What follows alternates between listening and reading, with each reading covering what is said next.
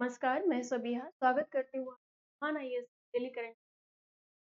आज हम लोग फिर कुछ नए तथ्यों के साथ आपके सामने आई हूँ और फिर हम इस पे विस्तार से चर्चा करेंगे कि आपके प्रीलिम्स की मेंस के भी राइटिंग में काफ़ी सहायता मिले। सभी तथ्यों पे विस्तार से चर्चा करेंगे। आइए हम सब ठीक है आपकी तैयारी को और बेहतर बनाने का सबसे पहला जो इसमें टॉपिक है हम लोग देखेंगे कि सरकार की निकोबार द्वीप विकास परियोजना चर्चा में है। तो आखिर क्यों है? क्या वजह है? और इसके प्रस्ताव क्या है? उद्देश्य क्या है? विकास परियोजना है क्या एक्चुअल में निकोबार का? और उसके लिए चिंताएं भी हैं, कुछ परेशानियां भी हैं। सभी तथ्यों पे हम लोग विस्तार से चर्चा करेंगे और इसको समझने का प्रयास करेंगे। ठीक है? चर्चा में क्यों है? ठीक है? सबसे पहली बात कि ये इतना चर्चा में क्यों आया हुआ है? चर्चा में आने का इसका रीजन क्या है? हालांकि यह प्रस्ताव सबसे पहली बार 1970 में ही दिया गया था। कब दिया गया था? 1917 में ही। किसको? निकोबार द्वीप समूह को डेवलप करने का, उसको विकसित करने का। ठीक है? एक सेकेंड जरा पेन का कलर चेंज कर।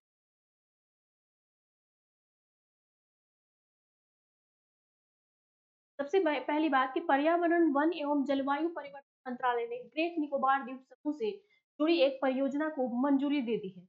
यानी आप देख सकते हैं कि 1970 के दशक में इस परियोजना को शामिल करने की बात कही गई थी और अभी जाकर के मंजूरी मिली है। ठीक है, लगभग 50-53 साल की बाद उसके बाद इसको मंजूर किया गया है। यह एक क्या है? पर्यावरणीय मंजूरी है। पर्यावरण का मतलब इकोनॉमिकल टर्म से जुड़े हुए मंजूरी है। काफी अहम है आपके इकोलॉजी और एनवायरमेंट के सेक्शन से। इसे ध्यान से सुने। लगभग 72,000 करोड़ रुपए की एक विकसित परियोजना है, विकास परियोजना है। कितना? 72,000 करोड़। ठीक है, अगले 30 सालों में तो 3 चरण में विकसित किया जाना है। यानी अगर हम लोग कॉलम बनाए, अगर मान लीजिए इस तरह से विकास परियोजना हम लोग लिखते हैं, इसको 3 चरण दिया गया है। 10 साल में दूसरा डेवलपमेंट होने हैं। ठीक है, फिर अगले 10 सालों में दूसरा डेवलपमेंट होने और अगले 10 सालों में ये दूसरा, यानी 10-10 साल का एक टर्म बनाया गया है जिससे इसको विकसित किया जाएगा। ठीक है, अंडमान निकोबार द्वीप समूह को। प्रस्ताव क्या है? ग्रीन फील्ड का प्रस्ताव है। सबसे पहला ग्रीन फील्ड शहर बनाने का प्रस्ताव है। ग्रीन फील्ड शहर का मतलब क्या होता है? ऐसा ऐसा नहीं, ग्रीन फील्ड नाम है तो आप सोचिएगा कि हाँ मतलब बहुत पेड़ पौधे लगाने हैं वगैरह वगैरह। ठीक है, पेड़ पौधे लगाने हैं इन्वायरमेंट के दृष्टि से काफी महत्वपूर्ण है, लेकिन ग्रीन फील्ड का अर्थ होता है कि शुरू से शुरू करना। ऐसा शहर जिसको शुरू से बसाना है। आप लोग को पता होगा कि अंडमान निकोबार एक शहर नहीं है, वो एक जनजातीय इलाका है जो पूरी तरह से ट्राइब्स वगैरह वहाँ पे रहते हैं और पेड़ पौधे नेचर से काफी रिलेटेड है। लेकिन उसे ग्रीन फील्ड शहर के रूप में प्रस्तावित करना, बनाना है। तो यानी शुरू से शहर जब बनता है तो उसके लिए एक विकास परियोजना बनाई जाती है। और ये हमको लगता है कि भारत का पहला शहर है जिसको बनाने के लिए एक परियोजना बनाई गई। वरना तो बाकी जितने इंडिया के शहर डेवलप होते चले गए हैं और जैसा ये रहा उसके अकॉर्डिंग वो बनते चले गए। इसके लिए पहले से प्रोजेक्ट पे काम हो रहा है। उसे कहा जाता है ग्रीन फील्ड, यानी शुरू से। क्या होगा उस ग्रीन फील्ड शहर में? जैसे लोगों को आराम करने के लिए यहाँ पे आदमी बैठा हुआ है, जगह जगह सड़क के किनारे इस तरह से सीट बनाने। पर्यावरण भी काफी अहम होगा उसमें। ठीक है, पर्यावरण की दृष्टि से काफी महत्वपूर्ण होगा वो। उसके बाद इस तरह के जो छोटे छोटे घर हैं उसके किनारे पेड़ पौधे, साथ में पानी की व्यवस्था, कैफे वगैरह, एवरीथिंग एवरीथिंग वहां पे अवेलेबल कराई जाएगी। हर तरह की चीजें होंगी।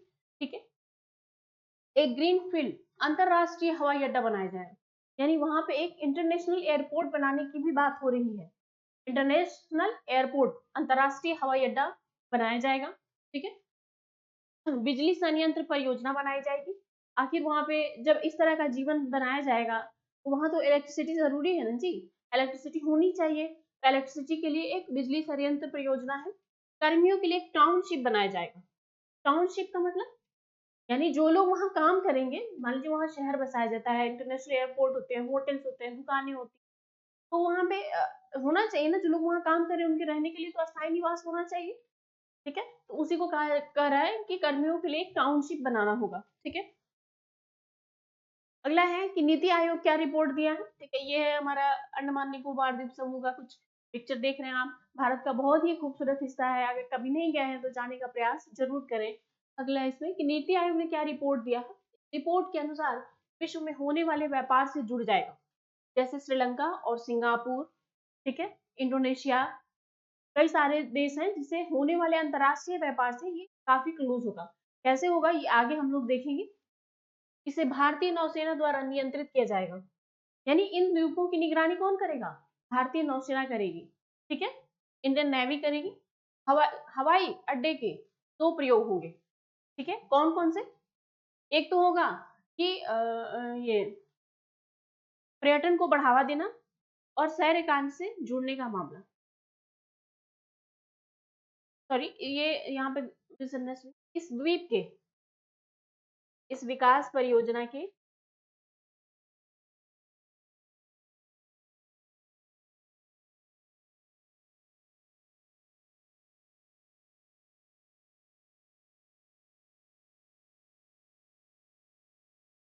ये दो प्रयोग होंगे। कौन कौन से? सबसे पहला, अब मान लीजिए पहला हो जाएगा पर्यटन को बढ़ावा देना। हम लोग गोवा जाते हैं, शिमला जाते हैं, मनाली जाते हैं, कहीं कहीं जरूर जाते हैं घूमने के लिए लोग गर्मियों की ऐसे अपना सेलिब्रेशन वगैरह के लिए। लेकिन यहाँ जाना थोड़ा मुश्किल होता है अंडमान निकोबार द्वीप से, क्योंकि उस तरह की व्यवस्थाएं नहीं है, उस तरह के लोग नहीं है, उस तरह का वहाँ पे जो चाहिए इन्वायरमेंट, उस तरह की चीजें नहीं है। तो सबसे बड़ा कि जब यहाँ पे एयरपोर्ट्स बन जाएंगे, होटल्स बन जाएंगे, कैफे बन जाएंगे, रहने की व्यवस्था हो जाएगी, तो लोग यहाँ भी घूमने जाएंगे, तो पर्यटन को बढ़ावा देगा, देगा ना, टूरिज्म को बढ़ावा देगा। फिर अगला है सैन्य कार्य से जुड़े मामले, ठीक है, भारत को अपना एक सैन्य अड्डा बनाने का एक अस्थायी जगह मिल जाएगा, ठीक है।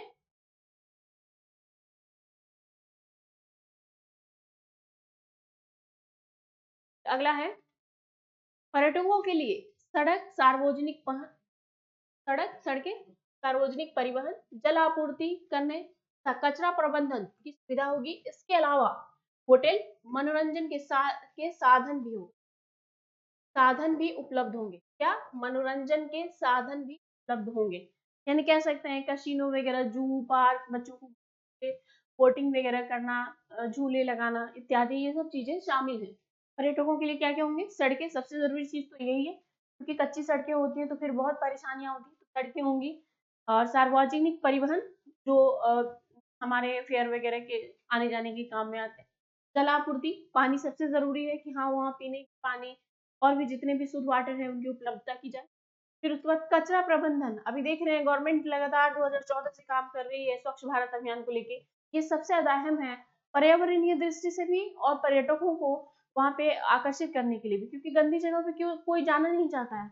और पर्यावरण की दृष्टि से अंडमान निकोबार द्वीप समूह जो है वो एक ये इको सेंसिटिव जोन है, काफी ये है, तो उसके लिए भी अगर कचरा वहाँ पे ये होता है, प्रबंधन नहीं किया जाता है, तो वहाँ के एनवायरमेंट को खराब कर सकते हैं, ठीक है। द्वीप के दक्षिण पूरब और दक्षिणी तटों के साथ साथ एक तटीय पट्टी बनाए जाने की परियोजना है, यानी आखिर आप द्वीप पे गोवा वाले बीच पे जाते हैं किनारे, वहां बैठने की व्यवस्था तो है ना, तभी तो लोग बैठते हैं, तो वैसे ही यहाँ पे भी एक पट्टी परियोजना बनाई जाएगी, जहाँ लोग टहल सके, बैठ सके, फोटोज खिंचा सके।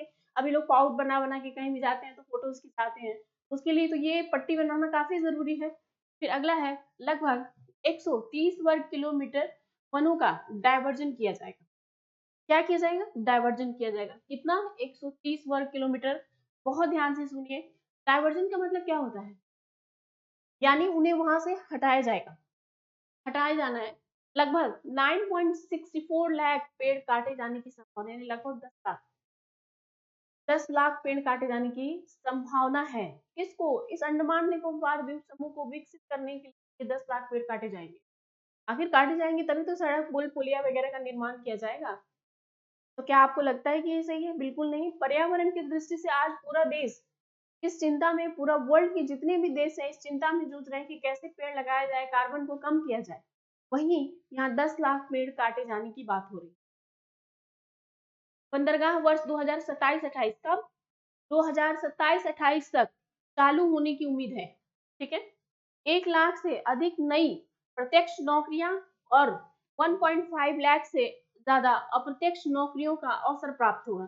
जाहिर है कि वहाँ होटल, कैफे, जू पार्क वगैरह बनेंगे, तो वहाँ उसको चलाने के लिए, साफ सफाई करने के लिए वहाँ कर्मियों की आवश्यकता होगी, तो रोजगार के अवसर तो प्राप्त होंगे, नो डाउट इसमें, ठीक है। अभी हमने कहा कि बताया मैंने आपको कि ये श्रीलंका और इंडोनेशिया, सिंगापुर जैसे देशों के साथ काफी नजदीकी है इसकी। कैसे है? जैसे ये है हमारा भारत, ठीक है, ये है हमारा भारत है। यहाँ पे है हमारा ये अंडमान का एरिया,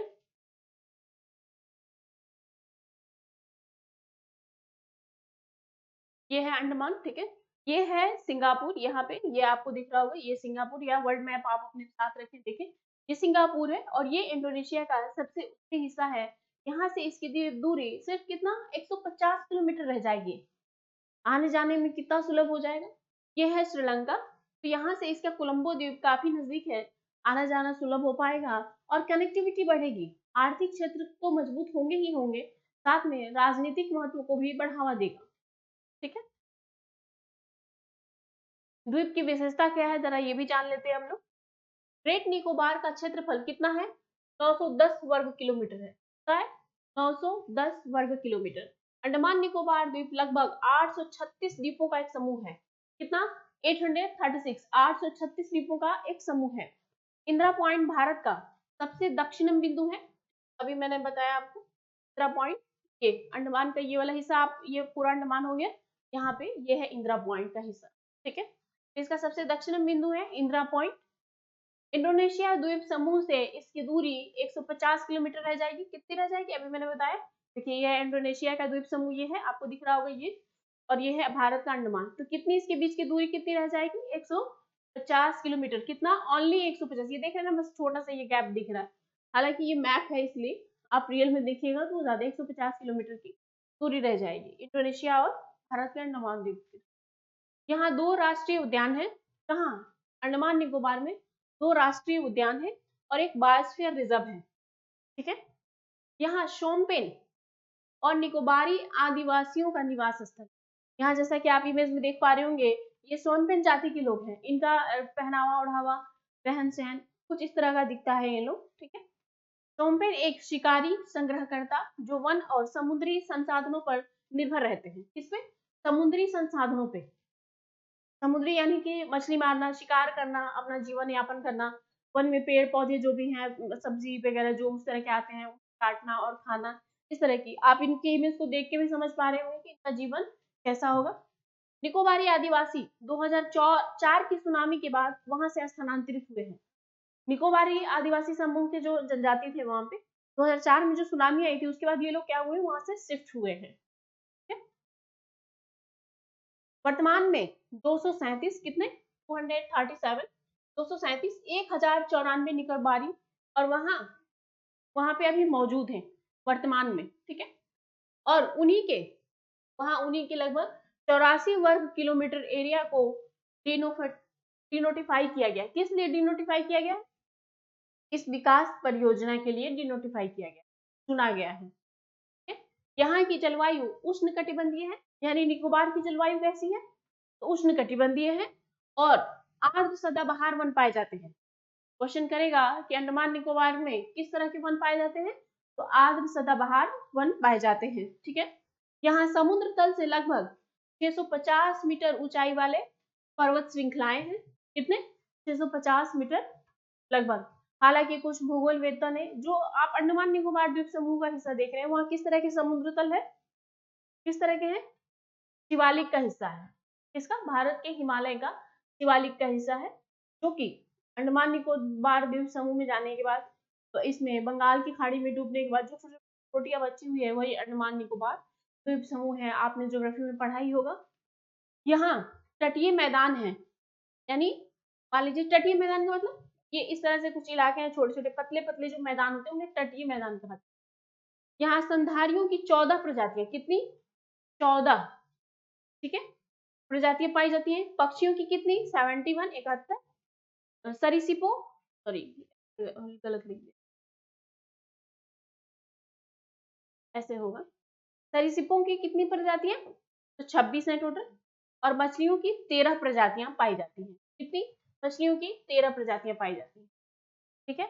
इस द्वीप को विकसित करने का उद्देश्य क्या है, पहला है कि द्वीप में अत्यधिक पर्यटन क्षमता बढ़ेगी, ठीक है, भाई जाहिर है कि उसे डेवलप किया जाएगा तो लोग घूमने, हम चाह के भी अंडमान नहीं जा सकते क्योंकि साधन नहीं है, वहां रहने की जगह नहीं है, खाद्यान्न नहीं है, पानी नहीं है, वगैरह वगैरह। लेकिन जब उसे डेवलप कर दिया जाएगा, जरूरत की हर चीज वहां मौजूद होगी, तो हम जरूर जाएंगे घूमने, जैसे गोवा जाते हैं तो वहां भी जाएंगे, तो वो चीजें हो जाएंगी। आर्थिक और राजनीतिक महत्व बढ़ जाएगा इसका। आर्थिक और एक तो इनकम की दृष्टि से विदेशी से लेकर देसी पर्यटक तक आएंगे तो इनकम होगा, और दूसरा राजनीतिक महत्व, मैंने अभी आपको बताया मैप में कि इंडोनेशिया और श्रीलंका जैसे, सिंगापुर जैसे देशों के साथ कनेक्टिविटी बढ़ेगी। उसके अलावा क्या मैप भाई, ये मैप देख रहे हैं, जैसे कि मान लीजिए व्यापार जो होते हैं, कुछ व्यापार होते हैं, मान लीजिए यहाँ से अगर कुछ व्यापार हो रहा है ऑस्ट्रेलिया के लिए, ठीक है, और कुछ यहाँ से व्यापार हो रहा है यहाँ के लिए, तो जो व्यापार मार्ग, जो शिप वगैरह है, जो शिप टनल वगैरह जाती हैं, तो उनके लिए जब यहाँ पोर्ट हम बनाएंगे अपने अंडमान में, तो वो यहाँ रुकेंगी, रुकेंगी तो उन्हें टैक्स भी देना होगा, जाहिर है सभी देश के यहाँ वही व्यवस्था है, टैक्स देना होगा। तो ये एक राजनीतिक जो दृष्टिकोण है उससे भी काफी महत्वपूर्ण होता है लगभग सभी देशों के। आप लोगों ने स्वेज नहर का नाम तो सुना ही होगा, कहाँ पे है भाई, ये है, ठीक है, ये वाला इलाका है, जितने देशों का इधर से जो गई, ठीक है, व्यापार के लिए रेड सी है, यहाँ से आई व्यापार हुआ, यहाँ से जब गुजरी स्वेज नहर से तो मिस्र को टैक्स देना पड़ता है उन देशों को, यहाँ से भी जो व्यापार होकर इधर जा रही है यहाँ से भी टैक्स देना होगा, तो वही स्थिति हो जाएगी। और एक राजनीतिक संबंध भी आर्थिक और राजनीतिक दृष्टि से काफी ये महत्वपूर्ण होगा।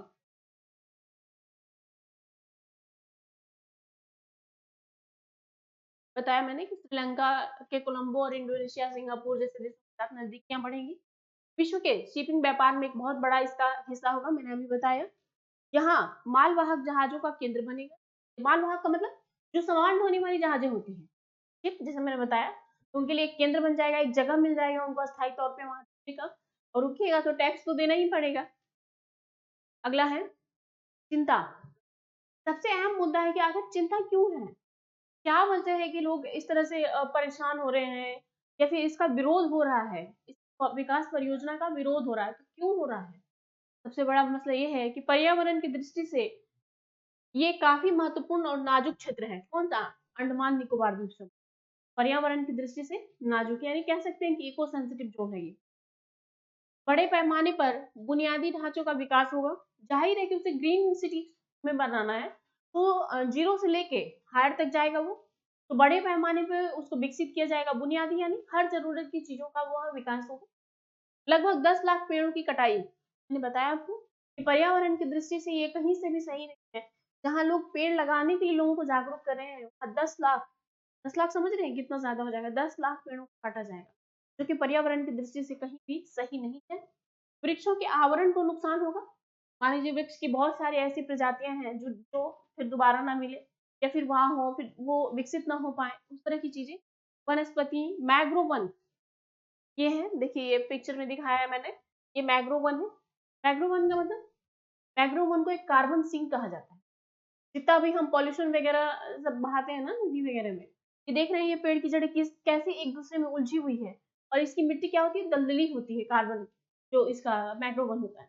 और जैसे भी हम पॉल्यूशन वहां पे रिलीज करते हैं जाता है, ये यहाँ पे जाके इसमें इनकी जो इसमें होती है नमक की मात्रा अधिक होती है, ये उस पॉल्यूशन को गलाने की कोशिश करते हैं, गला करके खत्म करते हैं, इसलिए इसे कार्बन सिंक कहा जाता है। ठीक है। कोरल रिप्स, कोरल रिप्स क्या है भाई, समुद्र के गुलदस्ते। और पॉल्यूशन के कारण, गंदगी के कारण आप लोग देख रहे हैं बार बार न्यूज में सुर्खियों में है कि कोरल रिप्स को खतरा पहुंच रहा है। विश्व का सबसे बड़ा कोरल रिफ कहाँ पे है, ऑस्ट्रेलिया में है, ग्रेट बैरियर रिफ के नाम से जाना। तो प्रवाल विरंजन की बार बार न्यूज में सुर्खियों आ रही है। वो एक होते हैं जैसे आप यूट्यूब वगैरह करके देख सकते हो या गूगल करके, सुंदर सुंदर फ्लावर्स टाइप से दिखते हैं, लेकिन वो बहुत सारे जलीय जीव के निवास स्थान भी होते हैं, उसमें जलीय जीव रहते हैं अपना, उसे समुद्र का छाता या समुद्र का गुलदस्ता कहा जाता है। लेकिन जो पॉल्यूशन हम लोग फैला रहे हैं ना अर्थ पे, सारे जब जाते हैं समुद्र में वगैरह में डंप होते हैं, वो धीरे धीरे क्या करते हैं, उनके लेयर पे बैठ जाते हैं, फिर उन्हें ऑक्सीजन नहीं मिलता, प्रकाश नहीं मिलता, और धीरे धीरे वो मरने लगते हैं, फिर वो कलरफुल से एकदम व्हाइट हो जाते हैं, मर जाते हैं कोरल रीफ। और समुद्री जीवों पर भी इसका असर पड़ेगा। जाहिर है कि वहां लोगों का हलचल, आना जाना वगैरह वगैरह चीजें होंगी, तो वो लोग वहां से क्या करेंगे, पलायन करेंगे, पलायन करेंगे अभी। ठीक है। उसके बाद न्यूज में आप सुने होंगे अभी कुछ दिनों से कि सिएटल ये थी शार्क और वेल का मामला सामने आया है कि सिएटल वेल भी अब अपने आप को सुसाइड करके मार रही है। क्यों, पॉल्यूशन की वजह से। पॉल्यूशन की वजह से वेल भी सुसाइड कर रही है। व्हेल मछलियां आप जानते होंगे ना, पॉल्यूशन की वजह से सुसाइड कर रही हैं, पलायन कर रही हैं वो यहाँ से। समुद्री जीवों पर असर होगा, समुद्री अपवाह और तलछट के जमाव में वृद्धि होगी। जाहिर है कि पानी कम होगा, गंदगी होगी, तो वहाँ का जो जमाव है वो चीजें खत्म होंगी। अगला है मृदा कटाव की समस्या बढ़ेगी। मृदा कटाव अगर होता है, पेड़ अगर आप काट देते हैं, जैसे आप पेड़ काट देते हैं, तो पेड़ क्या है, वो एक मृदा संरक्षण को बचाने का भी काम करते हैं। ठीक है, मृदा संरक्षण का मतलब कि अगर मान लीजिए ये पेड़ है, सपोज मान लीजिए कि यहाँ पे मैं एक छोटा सा पेड़ बना देती हूँ आपको। मेरी ड्राइंग थोड़ी गंदी है। अब ये मान लीजिए कि ये पेड़ हो गए, ये इस तरह की मिट्टी है इसके आसपास, ठीक है, ये मिट्टी है, और इधर अगर ये समुद्र वाला इलाका है, सपोज ये समुद्री इलाका है, तो अगर ये प्रवाह करते भी हैं तो पहले ये पेड़ मान लीजिए यहाँ और भी 3 4 8 10 इस तरह से पेड़ हम लोग बना देते हैं। समुद्र की जड़ें क्या करती हैं, मिट्टी के क्षरण को रोकी रहती हैं। अचानक से जो धक्का लगता है उसके कारण मिट्टी कटाव होता है। लेकिन जब धक्का पेड़ पे लगेगा तो मिट्टी कटाव को बचेगा, लेकिन जब पेड़ ही नहीं रहेंगे तो मृदा क्षरण तो होना ही है ना, मिट्टी की कटाव तो होनी ही है। इसलिए मिट्टी को बचाने के लिए पेड़ काफी आवश्यक है। ठीक है, ये हो गया पहला। दूसरा टॉपिक हम लोग देखेंगे वैक्यूम सत्याग्रह। क्या था भाई, आप लोग हिस्ट्री में तो पढ़े होंगे और क्यों सुर्खियों में है ये जरा जान लेते हैं हम लोग, और थोड़ा साइंस के स्टैटिक पोर्शन यानी हिस्ट्री को देखेंगे। केरल सरकार ने हाल ही में विभिन्न सांस्कृतिक आयोजनों को के माध्यम से वैक्यूम सत्याग्रह मनाने का फैसला किया है। ठीक है, सबसे पहले जानते हैं कि वैक्यूम सत्याग्रह था क्या। वैक्यूम सत्याग्रह एक ऐसा सत्याग्रह था, ठीक है, जो कि न्यूज में, सुर्खियों में, उस समय के, आज तो पुराने इतिहास की जो किताबें हैं, आप लोग अपने इतिहास में सभी चीजों में आप लोग देखे ही होंगे, नो डाउट इसमें। तो वैक्यूम सत्याग्रह क्या था, ये सबसे पहले हम लोग जानते हैं। वैक्यूम सत्याग्रह का मतलब होता है कि एक सत्याग्रह शब्द का मतलब क्या होता है, जो बिना किसी झगड़े, बिना किसी लड़ाई, बिना किसी इसके अपनी बात मनवाना। ठीक है, भारत का सबसे बड़ा सत्याग्रह पहली बार बिहार के चंपारण में हुआ था और गांधी जी ने अपने राजनीतिक करियर की शुरुआत माना जाता है यहीं से था। ठीक है, और अंग्रेजी राज पे ये एक बॉम्ब की तरह फूटा, अंग्रेजी राज की जड़ों को हिला के रख दिया। ठीक है, तो सत्याग्रह का मतलब होता है कि शांतिपूर्वक अपनी बात को मनवाना। उन्होंने इस तरह का प्रयोग किया सत्याग्रह। उसके बाद कई सारे भारत में सत्याग्रह हुए, उसी में से एक है वैक्यूम सत्याग्रह। ठीक है, तो इसने इस तरह की इसको मनाने की, सांस्कृतिक त्योहारों की और आयोजनों को मनाने का मंजूरी दी। वर्ष 1924 में केरल के वायाकुम शहर से हुआ यह आंदोलन जातिगत बाधाओं का उन्मूलन और सामाजिक न्याय के प्रतीक का आंदोलन है। कब, 1924 में। 1924 में कब शुरू हुआ और क्या इसका उद्देश्य था, तो ये था जातिगत बाधाओं का उन्मूलन। आप लोग जानते होंगे, एंशिएंट हिस्ट्री में भी आप लोगों ने पढ़ा होगा कि हमारे समाज में बहुत इस तरह की बुराइयां थी, जाति को लेके छुआछूत, ऊंच नीच। हालांकि अब तो हमारे भारतीय संविधान ने आर्टिकल 17 के तहत इसे पूरी तरह से प्रतिबंधित कर दिया है कि किसी तरह का छुआछूत भेदभाव अगर आप करते हैं तो ये कानूनन अपराध है, दंडनीय कार्रवाई की जाएगी आपके लिए। इस तरह की चीजें हैं। पहले आप एंशिएंट हिस्ट्री में पढ़े होंगे कि जब छोटी जाति के लोग नगर में प्रवेश करते थे तो अपने गले में एक ढोल या टीन इस टाइप से टांग लेते थे और उसको बजाते हुए जाते थे, ताकि उसकी आवाज उनके जो बड़ी जाति के लोग हैं ना वो घरों में छुप जाए। आर एस शर्मा ने अपनी एनसीईआरटी में लिखा हुआ है, अपनी किताब में उन्होंने दिया हुआ है कि लोग घरों में छुप जाते थे ताकि उनकी साया भी बड़ी जाति के लोगों पे न पड़े। और जब वो चले जाते थे, वो वहां से गुजर हो जाती थी, तो वो क्या करते थे कि अपना द्वार, दरवाजा, समझते हैं ना, दरवाजे के जो आगे का मेड़ होता है उसे द्वार कहा जाता है, उसे धुलते थे पानी से। तो उस अछूत की परछाई पड़ गई है मेरे दरवाजे पे, अब शगुन होगा। इतना अंधविश्वास था हमारे समाज में, बहुत कुरीतियां थी, बहुत ज्यादा। सती प्रथा का नाम सुना है आपने उसमें। सती प्रथा क्या, ये एक अंधविश्वास ही है कि पति मर गया तो पत्नी को भी मरना है। 3 तलाक का नाम आपने सुना होगा कि पति अगर जब चाहे तलाक दे सकता है, जब चाहे रख सकता है, किसी को हक नहीं है किसी की जिंदगी के साथ मजाक करने का। तो ये सब कुरीतियां धीरे धीरे खत्म हुई, पुनर्जागरण हुआ, इसी में से ये भी था। ठीक है, तो इसका मुद्दा क्या था, यह आंदोलन अस्पृश्यता के कुप्रथा के विरुद्ध त्रावणाकोर में चलाया गया था, यानी केरल का एक शहर था त्रावणाकोर। 1924 के दशक में केरल में छुआछूत की जड़ें काफी गहरी हो चुकी थी। इवन केरल में नहीं, भारत के लगभग राज्यों में इस तरह की चीजों को देखिए। हालांकि अभी भी थोड़ी बहुत तो बची ही हुई है, हमें डेवलप होने की जरूरत है, लेकिन कुछ हद तक हम कह सकते हैं 70% सुधार आया है और आना भी चाहिए। जाति मतलब कुछ नहीं होता, इंसान की मानवता सबसे बड़ी चीज होती है। यहाँ उच्च जातियों को निम्न जातियों से दूरी बनाए रखनी होती थी। निम्न जाति में कौन कौन से जाति आते थे? एजवा और पुलैया। पुलैया है, ठीक है, एजवा और पुलैया। वहां की जो केरल की त्रावणकोर की जो जाति थी, जो विद्रोह किया, सत्याग्रह किया, तो उनका क्या नाम था? एजवा और पुलैया। नाम याद रखिएगा आप लोग, ठीक है। वैकोम सत्याग्रह 30 मार्च 1924 को त्रावणकोर के कोट्टायम के मंदिर के आसपास की सड़कों के उपयोग पर लगाए गए प्रतिबंध को समाप्त करना था। यानी वहां एक ऐसी प्रथा थी, जो मंदिर था वहां पे, कोट्टायम का एक मंदिर है अभी भी है, वहां के जो आसपास की सड़कें थी, वहां छोटी जाति को चलने का अधिकार नहीं था, नहीं चल सकते थे। क्यों? क्योंकि आप छोटी जाति हैं और यहाँ पे मंदिर है, भगवान का निवास स्थल है, आप पवित्र हैं, आप यहाँ नहीं चल सकते। इस तरह की प्रथा थी, उसको समाप्त करने के लिए विद्रोह किया गया। हालांकि बाद में इस आंदोलन में हिंदू मंदिर में भी प्रवेश की। हालांकि शुरू हुआ कि आसपास के सड़कों से, लेकिन फिर बाद में ये हुआ कि हिंदू मंदिर में प्रवेश की अनुमति भी दी जाए। उसमें गांधी भी शामिल थे। वैगुम सत्याग्रह को भारत में मंदिर प्रवेश आंदोलन में एक मील का पत्थर माना जाता है। यानी शुरू हुआ कि आसपास की सड़कों पर चलने की अनुमति दी जाए और फिर मंदिर प्रवेश तक की बात चली गई थी। महात्मा गांधी के आदेश पर टीके माधवन, केपी, केशव मेनन और जॉर्ज जैसे नेताओं के द्वारा शुरू किया गया यह आंदोलन पेरियार ई रामास्वामी द्वारा सफलतापूर्वक संचालित किया गया। ये सारे नाम आपको याद रखने हैं। कितने? सारे, एक तो नहीं, सारे। सफलतापूर्वक, और पेरियार ई रामास्वामी द्वारा सफलतापूर्वक, यानी नेतृत्व कौन किया? इन्होंने किया, पेरियार ई रामास्वामी ने। और निर्देश किसका था? महात्मा गांधी का। संचालित किया गया। मार्च 1925 में त्रावणकोर की महारानी और आंदोलनकारियों के बीच गांधी जी के नेतृत्व में मंदिर प्रवेश को लेकर एक समझौता किया गया।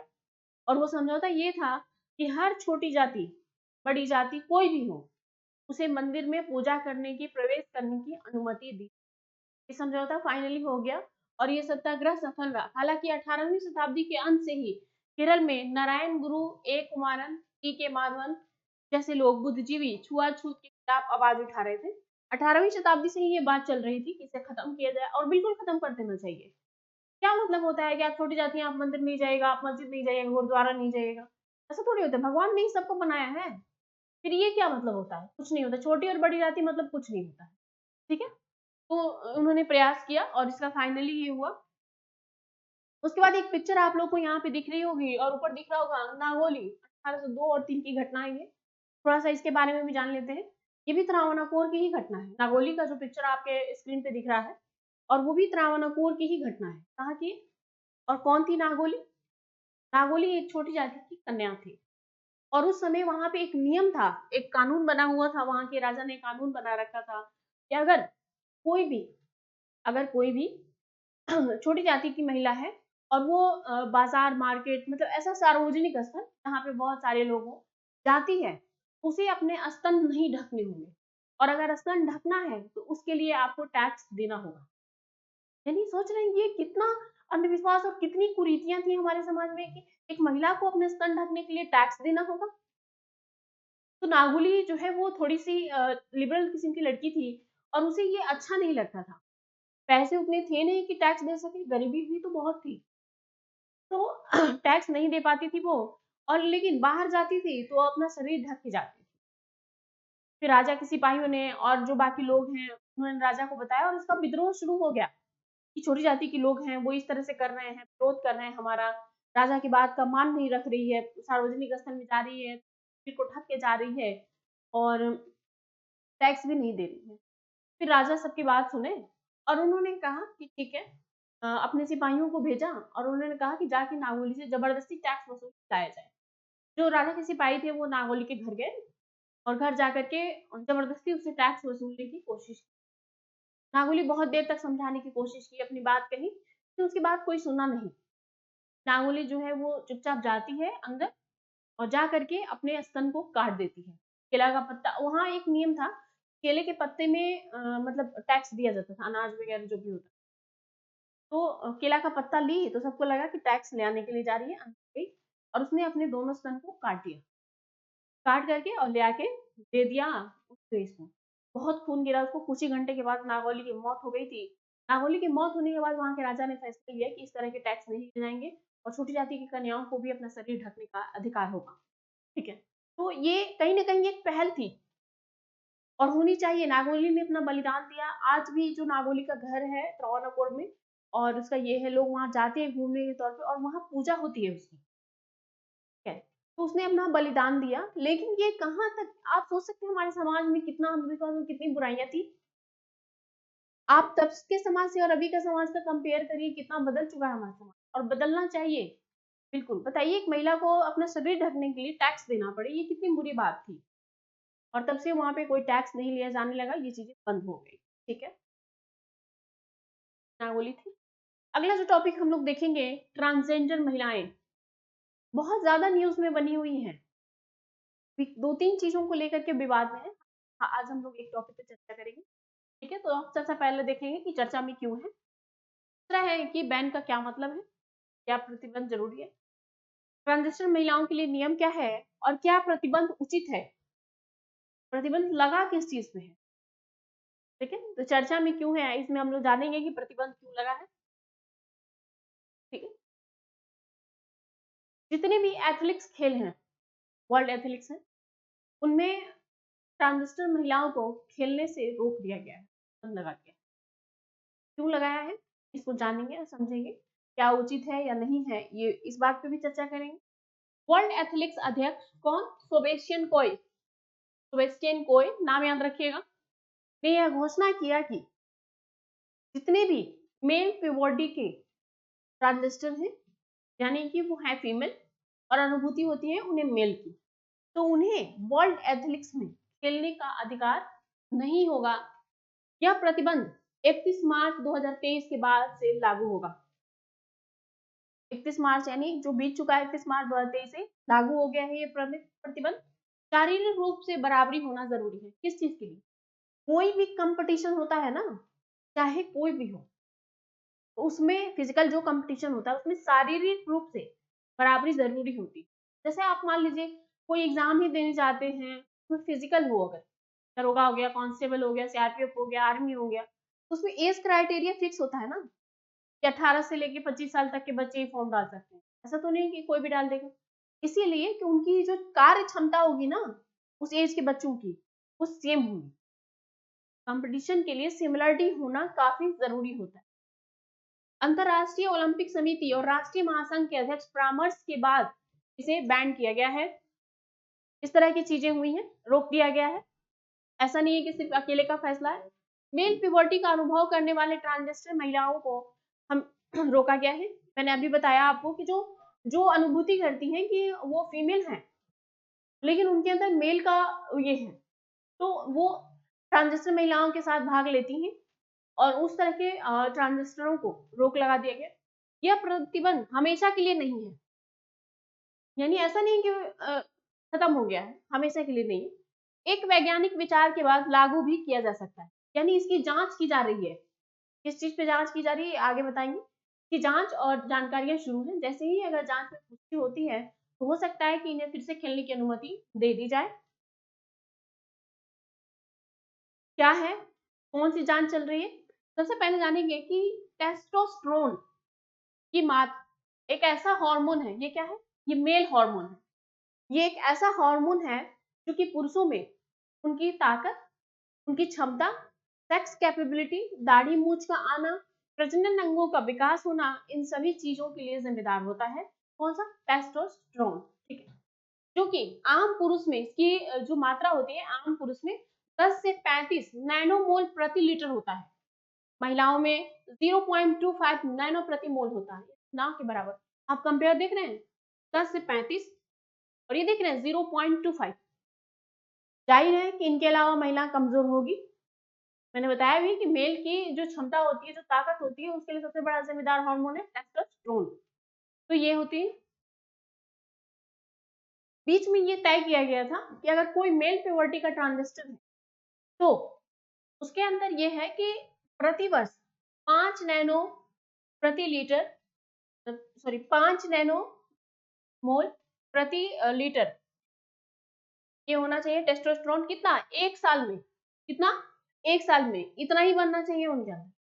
ठीक है, लेकिन फिर फैसला आया कि 23 जनवरी में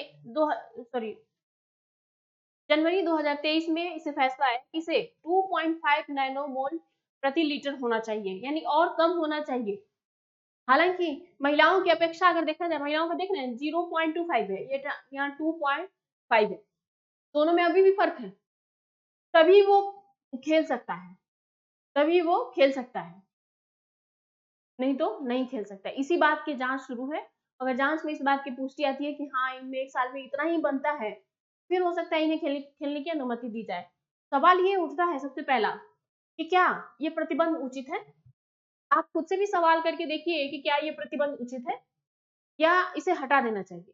मेरे ख्याल से अगर मेल प्योरिटी के ट्रांजिस्टरों में इस तरह की चीजें हैं कि उनमें टेस्टोस्टेरोन जो है वो काफी ज्यादा है, ठीक है, तो उन्हें रोक ही देना चाहिए। मुझे लगता है कि कंपटीशन सेम लोगों में, सेम बराबरी में, सेम क्षमता वाले लोगों में होना चाहिए, ना कि अलग अलग। ठीक है, तो जाहिर है कि उनके अंदर क्षमता ज्यादा है तो किसी भी कंपटीशन क्रॉस करने की क्षमता भी ज्यादा होगी, तो फिर यहाँ बराबरी तो हुई नहीं ना। फिर यहाँ ऊंच नीच वाला मामला हो जाएगा ना, कोई ज्यादा तो कोई कम। हमेशा कंपटीशन बराबरी में होती है, इसलिए मुझे लगता है कि ये प्रतिबंध अभी तो फिलहाल के लिए सही है, लेकिन जांच होने के बाद अगर इस तरह की चीजें आती है तो उसे हटा भी देना चाहिए। आप इसका उत्तर हमारे कमेंट बॉक्स में जरूर दें और अपनी तैयारी को और बेहतर बनाएं। इसी के साथ मैं आज का ये बुलेटिन समाप्त करती हूँ। कल फिर मिलूंगी कुछ नई सुर्खियों के साथ। तब तक आप अपना ख्याल रखें, स्वस्थ रहें और खूब पढ़ें। Thank you.